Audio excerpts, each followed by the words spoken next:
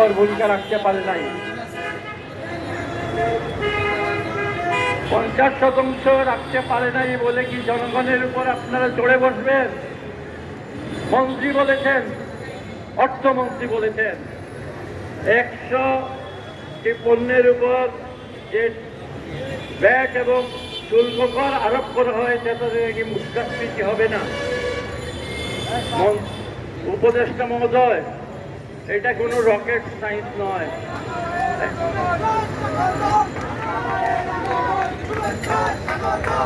Tax বাড়াবেন, VAT বাড়াবেন, কর বাড়াবেন, আর পণ্যের দাম বাড়বেন না, পণ্যের দাম বাড়বে না, এইটা আপনি কিভাবে বললেন?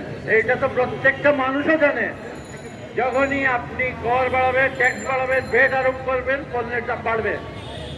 একদিকে মুদ্রাস্ফীতি 12 পার হয়েছে।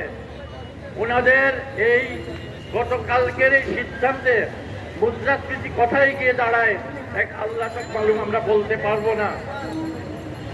ওনাদের সিদ্ধান্তগুলো যে 3টা সিদ্ধান্ত, যে 3টা বিষয়ে আমরা আজকে এখানে আলোচনা করছি, এই 3টা বিষয় সিদ্ধান্ত জনগণের বিরুদ্ধে।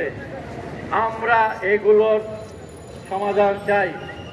আমরা এই সরকারের উপর যে আস্থা এনেছিলাম, এই আস্থা আমরা রাখতে চাই, কিন্তু সরকারকে বলে দিচ্ছি, আপনারা যদি আস্থা রাখার মতো কাজ না করেন, আজকে এখানে রাজপথে আমরা এইখানে প্রেস ক্লাবের সামনে মানববন্ধন করেছি এবং আমাদের এই সংগ্রামী কর্মকাণ্ড, আমাদের এই প্রতিবাদ কর্মসূচি আরো আমরা এগিয়ে নিয়ে যাব। আমরা দেখব না কি সংস্কার আপনি করলেন কি করলেন না, আপনি কিভাবে দেশকে স্বর্গে পাঠাচ্ছেন কি পাঠাচ্ছেন না, আমরা বিবেচনায় দিব সাধারণ মানুষের সুখে শান্তি, সাধারণ মানুষের শক্তি, সেটাই আমাদের বিবিধ বিষয়। কারণ আমরা রাজনৈতিক দল, আমাদের প্রধান উদ্দেশ্য এবং আদর্শ একটাই, আমরা সাধারণ মানুষকে, আমরা প্রতিটা স্তরের মানুষকে শান্তিতে বসবাসে থাকতে দেখতে চাই। আজকে এখানে মানববন্ধন করছি, আমাদের আগামী দিনে আরো কর্মসূচি আমরা নিয়ে আসবো।